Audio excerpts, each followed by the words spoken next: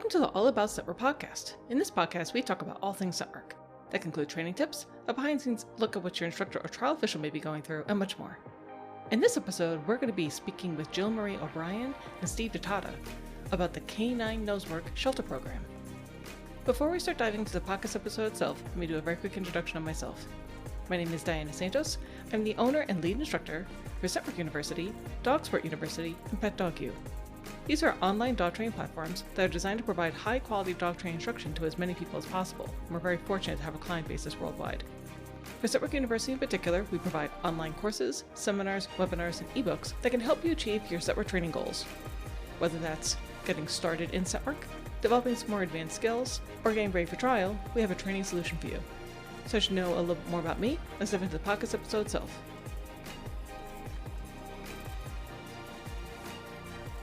In this episode, we're very fortunate to have a conversation with Jill Marie O'Brien, the co-founder for NACSW, as well as the founder for the Canine Nosework Shelter Program, and Steve DeTata, a CNWI who is spearheading the Canine Nosework Shelter Program, particularly in promoting it on social media and helping it grow. So let's take a listen to that conversation. Basically, what I'm hoping that we can do today is just allow the people who listen to the podcast to have a better understanding of the Canine Nosework Shelter Program is all about, why it started, and what the goals are. So, Jill, if you just want to give us just a short overview of what all that is, and then we can talk with Steve about what he's doing on social media and what the goals are going forward. You know, because of my sort of life prior to Canine Nosework, and yes, you know, some of us had a life before Canine Nosework, as shocking as that may seem to a few. But, you know, my experience was primarily working in the shelter and rescue environment. So I spent 14 years running a behavior and training department for a big shelter organization here in Southern California. And while I was there, you know, I also started working with Ron Gaunt and Amy Huro, who are the co-founders of NACSW and the Canine Nosework Education Division and Training. And so, you know, in that time frame, you know, I was working with Ron and training with Amy, and we were working detection dogs, and, you know, and the dogs are having a great time. And simultaneously, you know, I've got my stuff at the shelter going on, working with rescue dogs and special needs dogs at the shelter.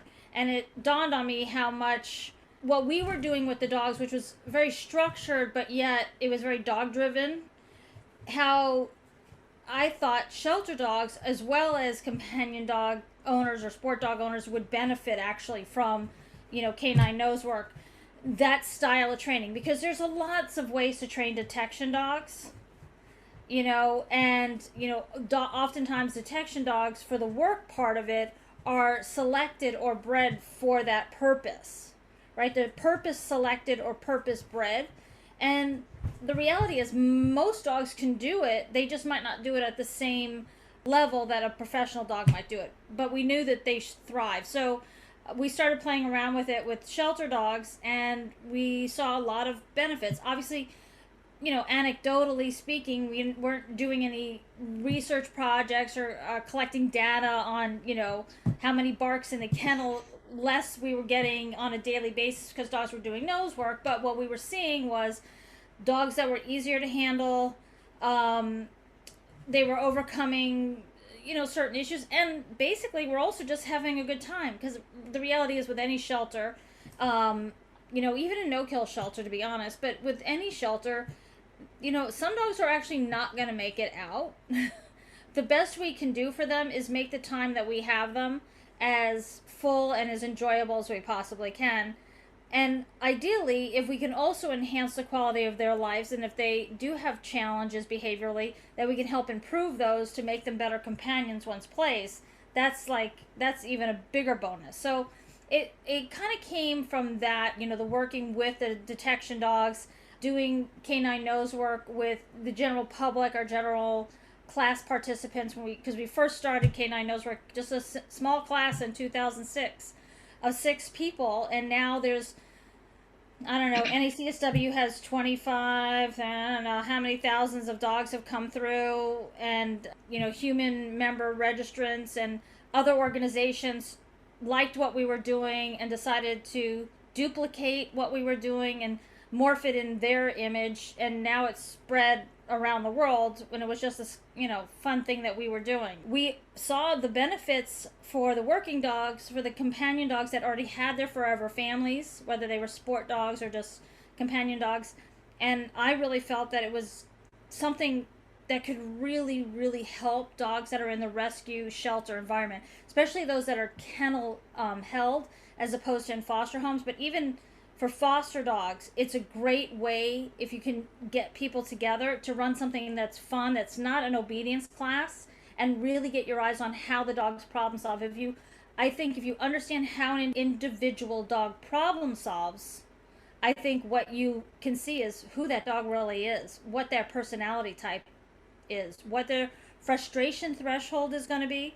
There's a lot of behavior evaluations out there, and I have learned more from doing this with dogs, and I did thousands of behavior evals, but I often learned more about the dog doing this than I did with preset behavior evaluations, ones that I even developed. So that's kind of the overview. And now, we do seminars, and obviously with COVID, we did a webinar last year that's still available for anybody that wants to, take a look at it. We kept it open, so that's available on the k9nosework.com site. So, and that Steve really has taken the reins, especially with the social media stuff, to really start showcasing a lot of the work that volunteers are doing and that some of the progress that the dogs are making. Perfect. And I think that's just amazing that you were able to recognize the value that this activity had, and that you were able to say, okay, this population of dogs, they would really benefit from it. And that's something that over the years, as trainers, we've been able to see that this is an activity that is so beneficial for this population of dogs, so that even for myself, with doing behavior modification with dogs who are in foster homes, using canine nose work or nose work with those dogs helped them immensely with weaving it into their behavior modification program. So the fact that you were able to recognize that even at the very baby parts of the journey of creating canine nose work is really amazing. And the fact that you have this whole program that's supposed to help these dogs is great. So Steve, did you want to talk about what exactly you're doing as far as with social media? Because we're seeing so many more posts and all these wonderful videos, and I keep sharing them all the time, and they make me smile every single time that I see them. So you can just talk a little bit about that? Jill Marie just got tired of me bombarding her with all the videos that I was sending her. And so I was like, are you just, start posting them yourself? So from there, I just kind of, just started posting videos, mostly the work that I did at my own shelter, San Clemente Dana Point Animal Shelter. And then just reached out to all the different programs that I knew of that were doing one, and just kind of hit up the instructors and the people, the volunteer coordinators that were running those programs, and said, hey, just start sending me, your videos so that I can, put them together and just let people know about what's going on with with the program. And the goal, hopefully, just from promotion there, I think we've gotten probably about 15 just in the last couple of months, new inquiries and people that are just like, hey, we want to do this, with our shelter. And so we turn them on to, the different resources that we have to get people started. So it's, like you said, just seeing the dogs doing the nose work themselves, whether it's just searching boxes or whether they're, searching a car or outside area, or, searching in Hawaii or Australia or just wherever, it's all over the place. I think the commonality is that the dog, you see certain things in the dogs, regardless of where they are in the country. Florida dogs are doing the same things that dogs in Hawaii are doing. And it's just the way that the program is structured. It's very easy to do. Anybody can do it. Any dog can do it. There's great benefits that the shelter dogs are getting from it. Whether they are harder to adopt dogs that are just kind of bored, or they're high energy dogs that are, just kind of need that edge taken off of them, or they're shy, timid dogs that just need a little confidence boost. There's definitely classifications of dogs that you can sort of use the training to target and bring certain things out. But every dog, we get dogs that are, oh, sure, we'll put them through, and then 2 weeks later they're gone. But they got to do it, and it's like, all right, well, if there are new families want to continue with the training. I've turned some people on, that have adopted dogs that were, in various stages in our programs, and they're continuing on their own. So yeah, it's a lot of fun for me to do it. So That's awesome. So for people who hear about it and they're like, okay, this kind of sounds interesting. I may volunteer for a shelter. I now want to maybe have this featured in our shelter or offered at our shelter. What do I do? So we have the webinar that Jill Murray did. It's a great starting point. I think it's like an hour and 15 minutes, just to watch that and kind of get the overall picture of that. There's some great articles that people have put out, and I think I put a couple of them on the Facebook page already that just provide a really good overview of what the training's all about. And I think the webinar really just takes people step through step on how to start the program. We are working on kind of a written document to go along with that. It's just really step by step. I mean, here's how to select dogs. Here's what to look for.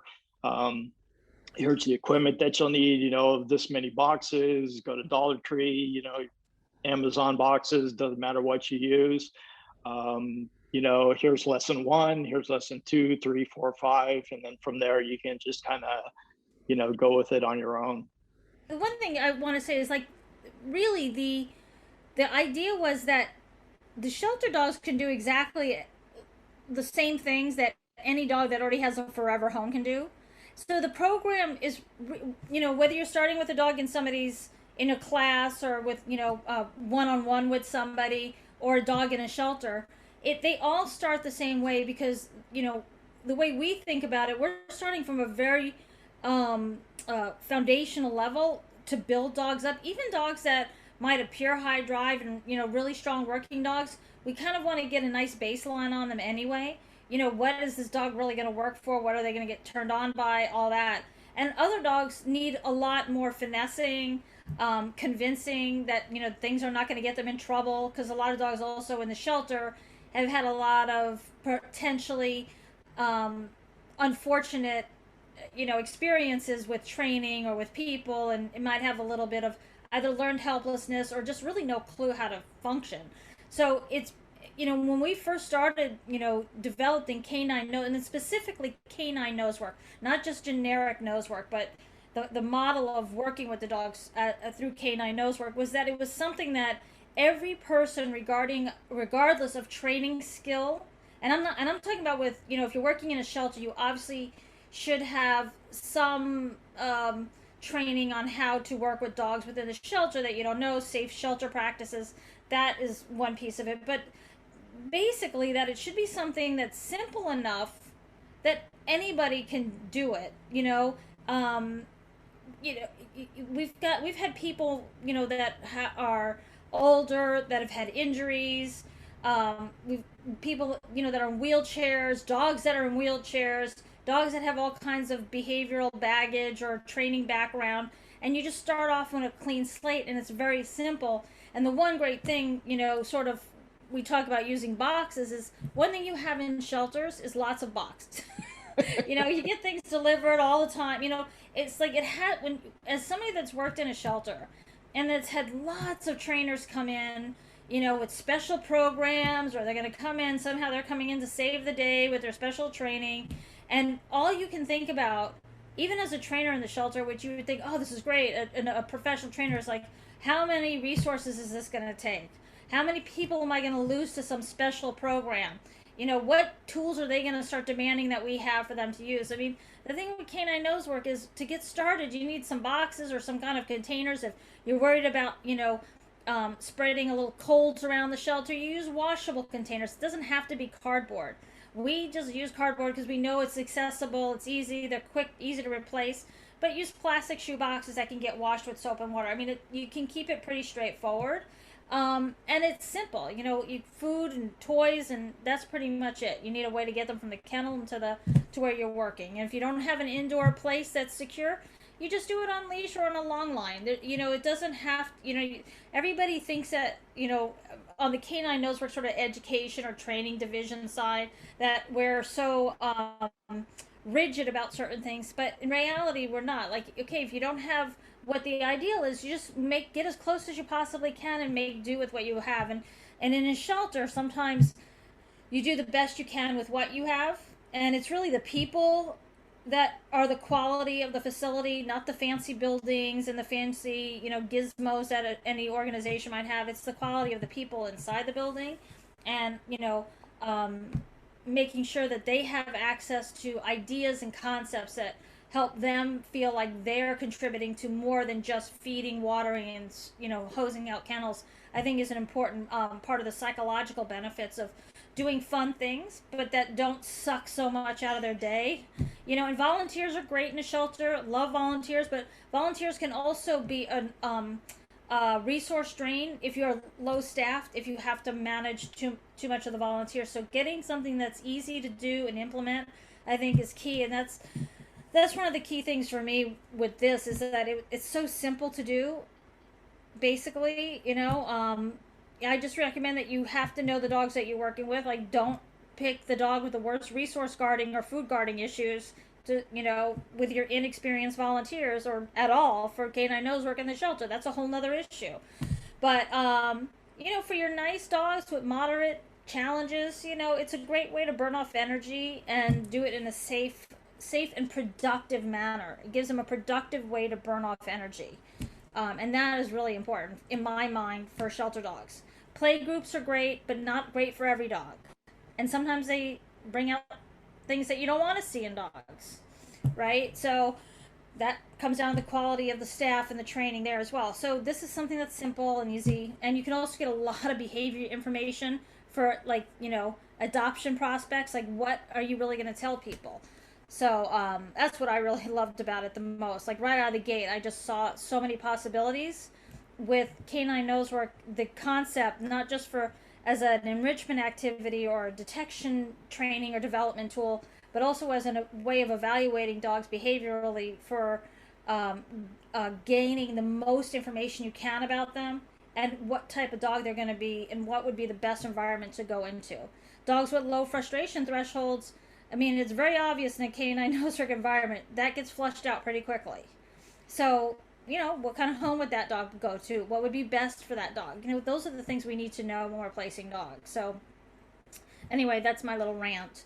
But the general Facebook group is available to anybody that's interested. And I think and correct me if I'm wrong, Steve, it's just Canine Nosework Shelter Project, right, on Facebook?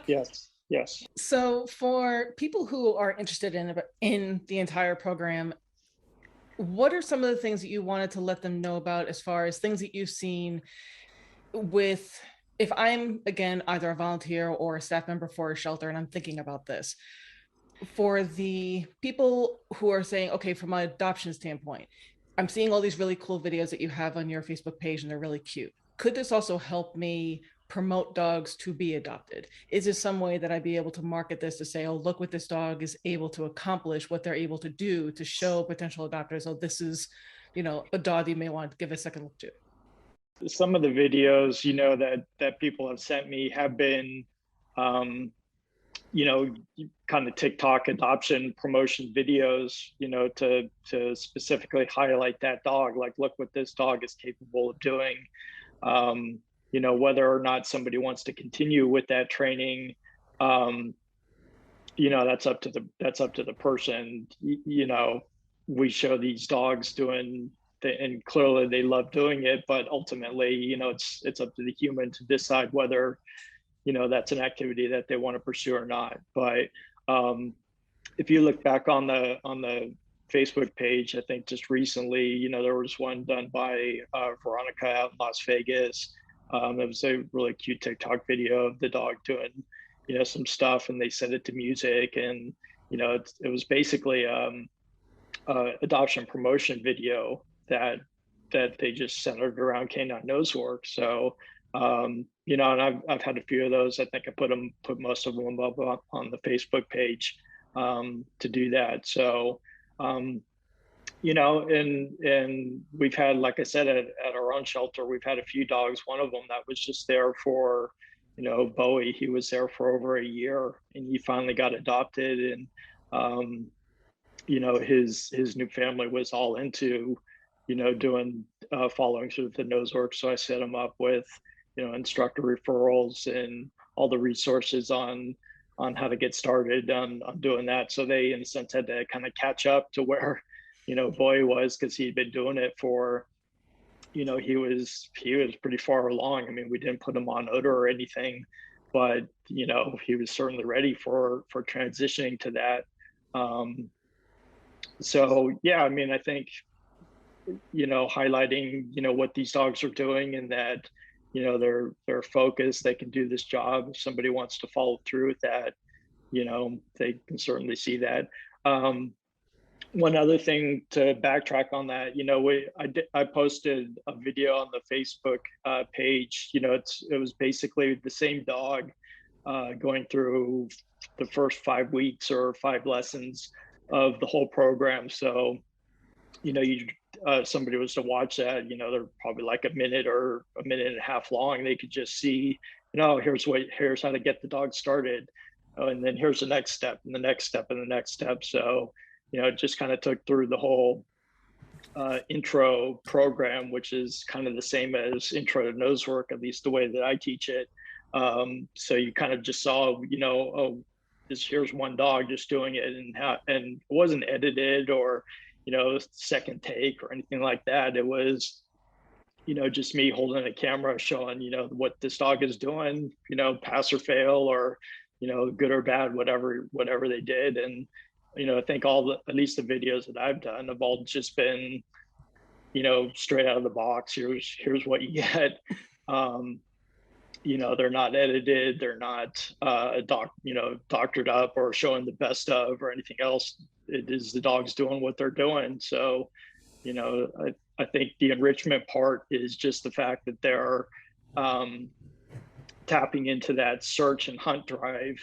The search is really what's rewarding for the dog. Yeah, they want to find their piece of string cheese, but it's the whole process of letting them search and hunt for that piece that really keeps them going.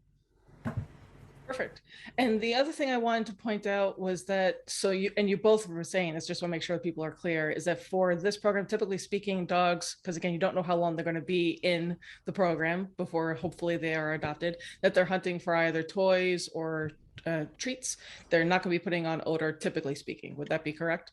Some programs do have the dog searching for odor, which is fine. I think that's a matter of personal preference. For me personally, I prefer not to do it, have the dog searching for odor.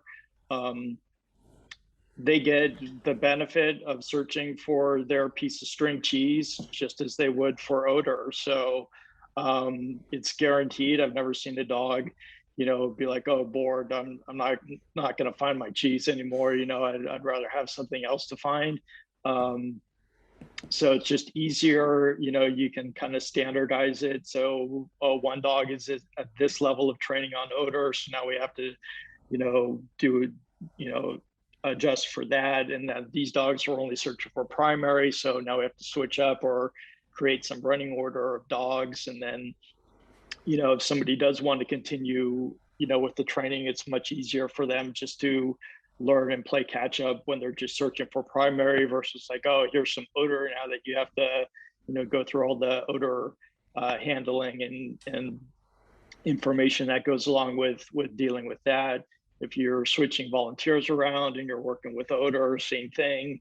You have to basically teach people on how to handle the odor and stuff. So it's you can't make any mistakes when you're dealing with food. Thing that I learned early on, I think day one of instructor training back in 2013 was like, look, you can't mess up. You put something out too hard for the dog, it's food. The dog's either going to find it or they don't, and then you're not breaking anything. Right. It's very hard. It's very hard to break dogs with canine nose work, right? Timing. Having perfect timing, right? Like where there's so many methods where it's really timing reliant to make sure that you're getting the precise behaviors that you want. And since this canine nose work was never modeled on getting a behavior for something, it was modeled on the dog's ability to problem solve. and building on the dog's natural desire to search, to hunt, to problem solve, all the things that they want to do naturally. That's what it was really designed around. So it is much easier. I do agree with Steve in a lot of ways that just by keeping the dog on primary and not worrying about the odor piece, especially for dogs in the shelter, is generally what most organizations or groups are going to do. However, for those that have opted, sometimes what's helped the dogs get adopted is by getting an ORT on a dog that's been a really long-term, hold. That has been the selling point. Like this dog has passed this odor ranking. It's like, getting a canine good citizenship test or, the APDT's program, right? They have a great program that they used to use with shelter dogs, and it's similar to the CGC, but it's a little bit more involved. I mean, those are great things that help promote individual dogs, and some organizations have found that getting the dogs on odor and promoting them now as having this test that they've passed that's similar to what these sport dogs do or what detection dogs do. That's a great marketing tool for dogs that have not necessarily been great marketers of themselves for whatever reason. And we do have a special, and it's pretty low key, so we don't promote it a lot. We had a registration number originally that was just for shelter dogs. And if the shelter was aligned with an official or an approved NACSW canine nosework instructor, either CNWI preferably if there's one local, or an ANWI or a PNWI, and ANWIs and PNWIs are in the process of becoming CNWI, which are certified nosework instructors. We have some that mentor with shelters, whether they go in regularly or they're just there for phone call mentorship.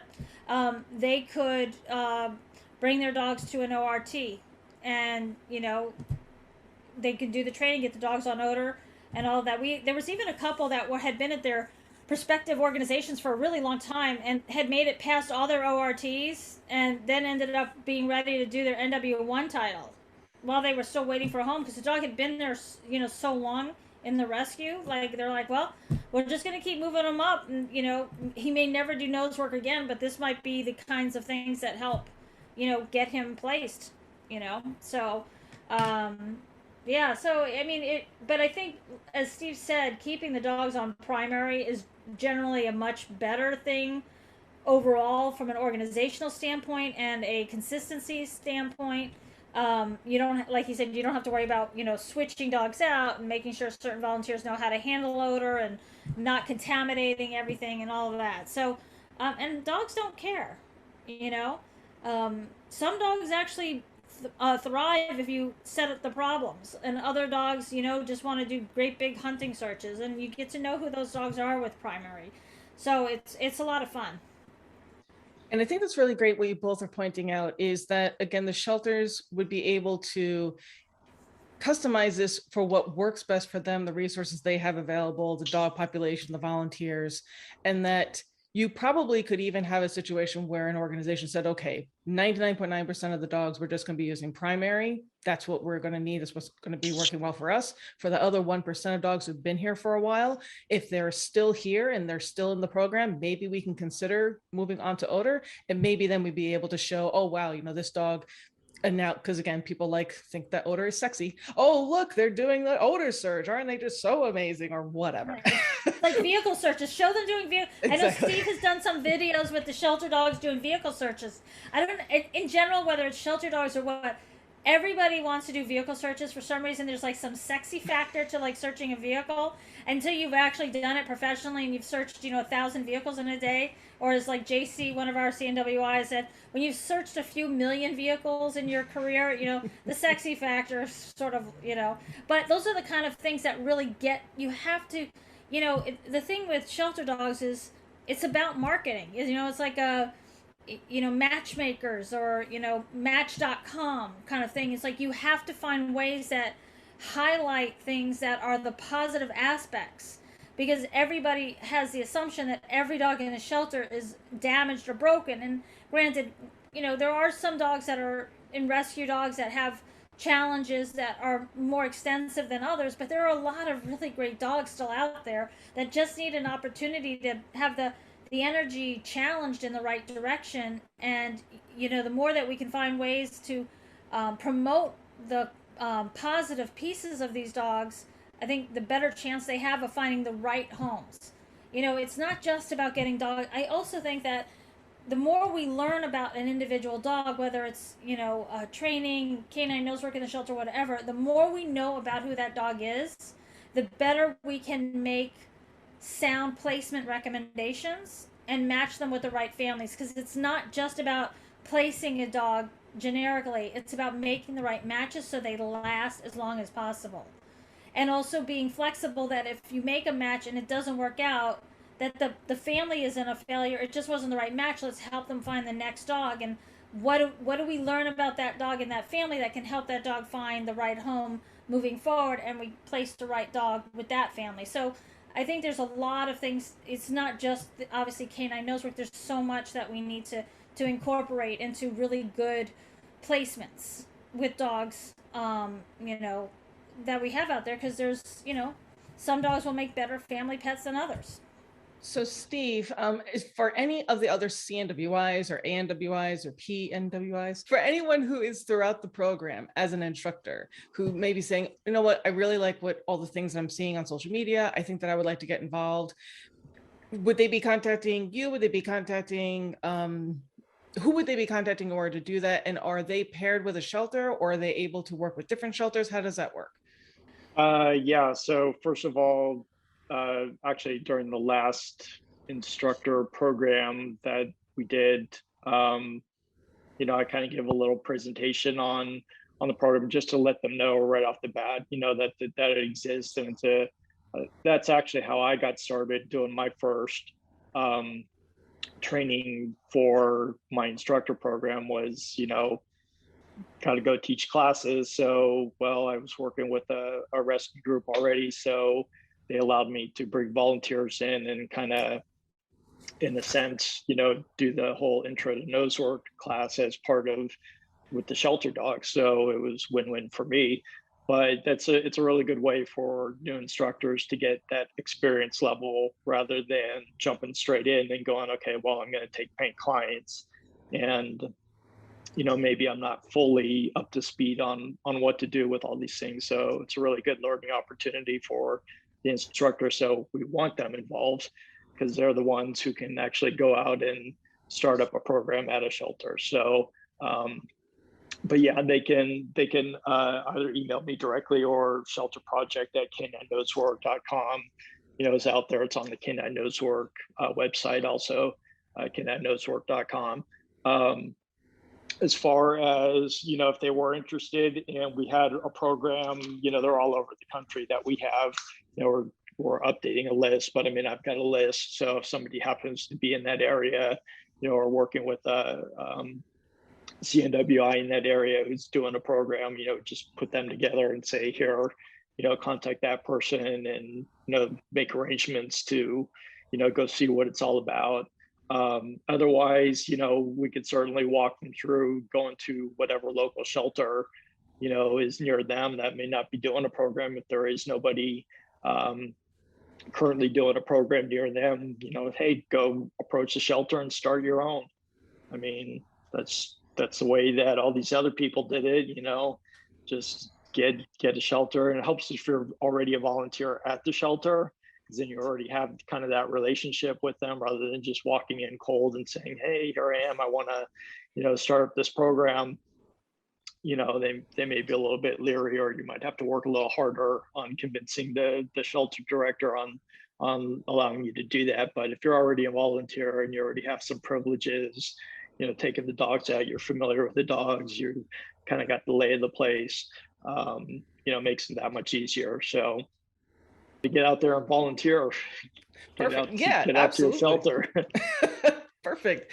And so if I'm a volunteer for a shelter and I'm hearing about this, Is there any kind of resources in addition to the webinar that you were speaking of before that I would be able to look at, read over, watch to have a better idea of what skills I may need or what knowledge I may need as a volunteer to be more helpful if maybe my shelter is considering joining and we're trying to find an instructor to help us? Is there something that I should do as a volunteer? Basically, just familiarize yourself with how the program runs. And again, like Joe Murray said, and I've said, it's not that complicated to do. So it's not like this. So I've got to have, all these years of experience of canine nose work to do this. I mean, we're talking initially, and again, you can see how easy it is by just watching the videos on the Facebook page. We put them out there.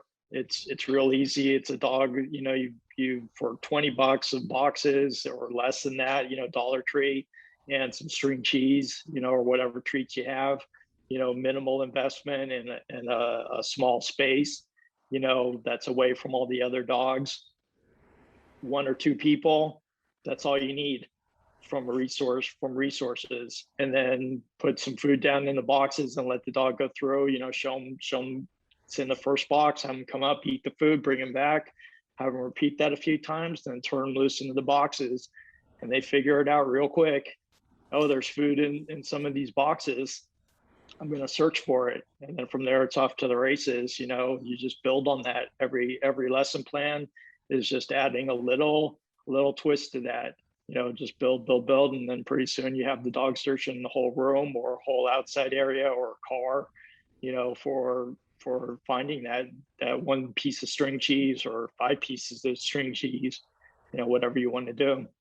Hey, I was just going to chime in too. The one thing that I always recommend, though, for anybody, whether canine nose work aside, if you're working in a shelter, you're working with dogs that are in a high stress environment, like a shelter can be, or recently placed in a foster home, and you're going to be working with them, whatever the case may be.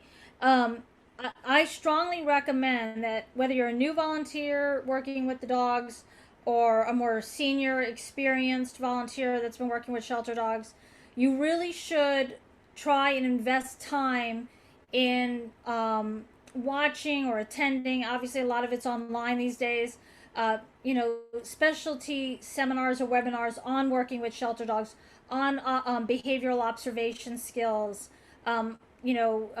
Sue Sternberg, of course, has got a lot of wonderful material out there that is very supportive of creating a safe environment and safe interactions between dogs and people within the shelter environment. I would strongly recommend watching or reading any material that she has available. There are a lot of other people out there that are doing specialty things on either aggression or just good behavior skills and good handling skills for the shelter. That should always be done. Aside, canine nose work is a great enrichment thing for dogs in the shelter, but the better educated and informed the people are, and the better interactions that there are between dogs and people, that we're not putting dogs into positions in which they might do things that are not in their best interest. I think that is really important. And so, as much as people, it's not just about I'm going to the shelter to walk dogs. I think there has to hopefully that shelters are coming around. I've been doing this for a long time. I had the very first behavior training department for a very large shelter that had been around since the late 1800s. They had never had anything like that. It was basically a 2-hour training for volunteers, and here's your choke chains, and here's your leash, and there's the kennels, and that was it. And it was fine. It got them by, but I do think dogs also have been changing through the decades, and having a better understanding of them is critical. And, having that and having something like canine nose work as an avenue for really sound enrichment opportunities for the dogs that are in our care. I think those things together can really help shape better experiences for the shelter dogs, the people that work with them, and the people coming in that want to give them a place to go. So I think it's a much more complex thing, but the canine nose work part of it is the fun part. Like, that's the thing, and it's got so much, so many advantages.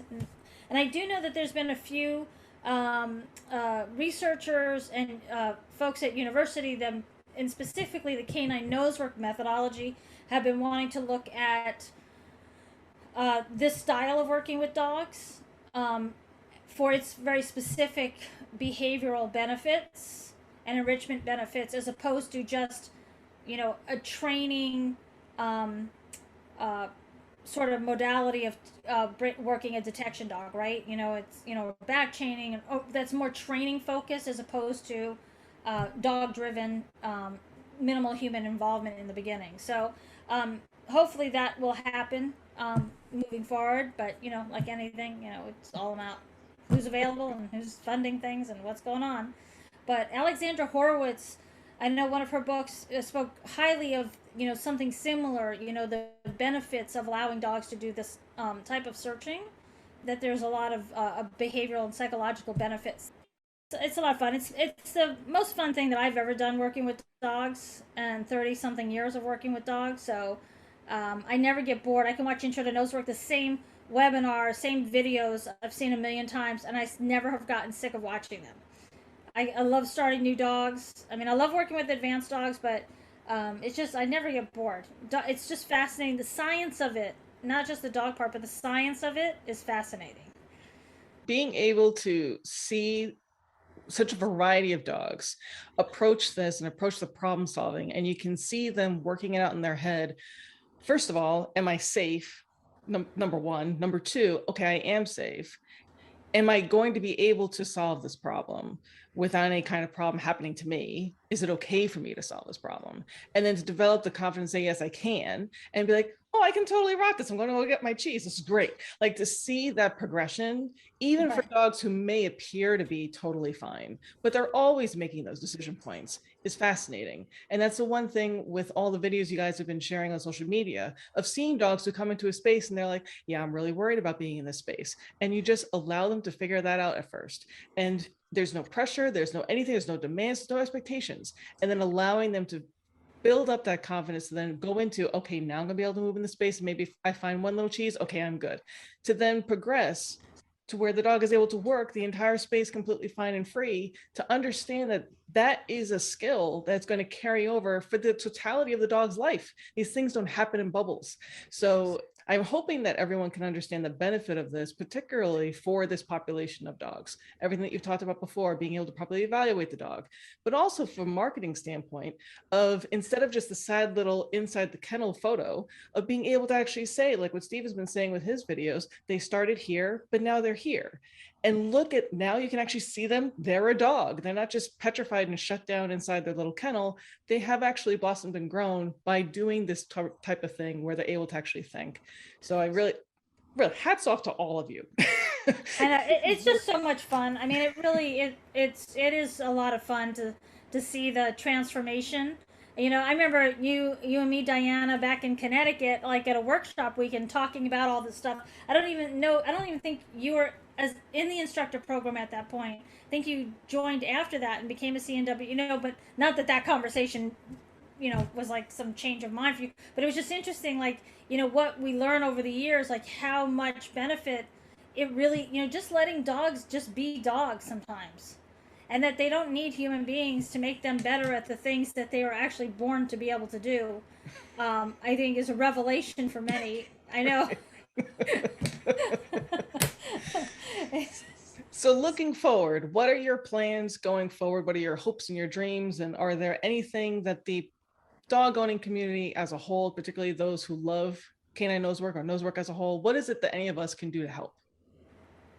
What do you think we need, Steve? Because I know that you're really in the trenches much more these days than I am, and you've really been spearheading, the reach, the outreach through the Facebook group, and also the little mentor. I think you started the mentoring group too through the Shelter Project Facebook page. So what would you say is something that your vision for how things might move forward, and how people could help support what you're doing? Basically, what I want to see is obviously more shelters implementing the program. I mean, realizing you doesn't take a rocket scientist to look at the videos, um, not just of the dogs at my shelter, but all the ones from all the other shelters that we've been posting. That all the dogs are just loving doing it. So whether it's just a straight flat out enrichment, something for the dogs to have fun doing, um, or you're using it as a specific targeted tool to deal with a certain dog's behavioral issues, whether they're kind of shy, shut down. You can use that as a good tool to bring that dog out. Um, the more higher energy dogs, you can definitely get them to settle down by doing it. So again, there's different applications that you can use a training for, but basically it's just for the dogs to have fun. I mean, that's the most um, important piece of it, and it's so easy to do. I mean, you can't, like Jill Marie said, you can't put every dog in a play group. Yeah, play groups are great for some dogs, not all dogs, but I've yet to come across a dog either in the shelter or in my personal um, instruction, classes that doesn't like canine nose work. I mean, I've heard about them, as people, monitor Facebook groups and they're like, oh, my dog doesn't like food or this or that. I can't get my dog motivated. And, I don't know. I just haven't experienced it in 8+ years of doing this. So the dogs just love it. So I would like to see more programs get involved. I mean, that's kind of the CNWIs and ANWIs and PNWIs responsibility. I think, that they hopefully will go out there and take the initiative to do it rather than being some, requirement that they do it, although I'm not opposed to that. And one other, avenue also that's, haven't really done anything with except for thinking about it is, using the canine nose work as kind of a post-adoption adjustment tool for the dogs that have done it. So they go into their new home, they're with their new family, maybe they're freaked out a little bit about the house or having, if they're having a little bit of difficulty adjusting, break out a few boxes and some cheese and let the dog do nose work in the house or in the garage and just let them do something familiar that they like doing. And I think if you're having, any issues bringing that new dog home, that'll quickly go away by letting the dog do, what they love doing. That's a really, really, really great idea. Yeah. And I hope that people really are understanding just how powerful that can be, of having a sense of familiarity, but again, with something that, what Jill Marie was saying, is not human led, it's not human directed, it's still tapping into those dogs' instincts, their ability to problem solve. That's incredible. So yes, everyone who's involved with shelters, volunteers, or otherwise, please learn more about this program and sign up and help your dogs. And it's just fun, it's like, I don't see dogs ever getting really bored. That's the thing. It's more the people that get bored, right? It's like they want something flashy. The dogs are like, just set up a little, maybe a little bit more difficult of a problem, put the boxes inside, and the dogs are like, this is cool, So dogs, they're always happy to just put their tools to use. That's what I always believe. I think they just need an avenue for that. Perfect. So did you guys have anything else that you wanted to add in? Otherwise, we'll just wrap up. I'll let Steve speak a little bit more to the shelter dog stuff that's available for people, Facebook page, his contacting him, etc. But for anybody that might be interested in finding out more about the Canine Nosework Instructor Certification and Training Program to become a CNWI, like both Diana and Steve are, and have been involved with canine nosework in one facet or another throughout the years. You can do that by visiting caninenosework.com, and there are some links to information about the instructor program, and we're going to continue to increase the amount of information we have available through the website. But if you just want general information or want to get on our list for upcoming webinars that are just general webinars or the instructor program, you can just email educationinfo@caninenosework.com. That's educationinfo@caninenosework.com. And somebody there will get you information on the instructor program and put you on our contact list. And we often send out information about webinars and things, which you can also find out about on the k9noswork.com site. And, just have fun, whether with your own dogs, whether it's shelter dogs, just, remember, it's a lot. You should have fun. It should bring you joy as much as it brings the dogs joy as well. So I think that's the most important thing. So, Steve, anything you want to add and remind people of how to contact the Facebook group and email and that kind of thing? Yeah, I mean, if you find the Facebook page, just, you can search for Canine Nosework Shelter, and it'll be probably the only one that shows up, and just jump on there, like the page, or don't like it, just look through all the resources on there. I mean, our contact, you can message us directly through the page or email us. The email address is on there. The website address is on there. But if you just look through, take 10, 15 minutes and just kind of scan back through some of the posts and stuff, I tried not to post too much stuff on there, once or twice a week, putting a new video up there of a dog doing it, or some resource, for people to learn about. So all the information, a lot of it is just right there directly on the Facebook page. Certainly enough to get somebody started, or getting them, pointed towards us so we can give them some more information. One-stop shopping right there. We were very fortunate to have this conversation with Jill Marie O'Brien and Steve Datata about the Canine Nosework Shelter Program. We'll be providing links to all of the resources that they were discussing, including the Facebook page for the program itself, the instructor certification program for the NACSW CNWI program, and more on our Facebook page, where we'll be posting this podcast episode, as well as our website. We hope that you enjoyed this episode. Thanks so much. Happy training. We look forward to seeing you soon.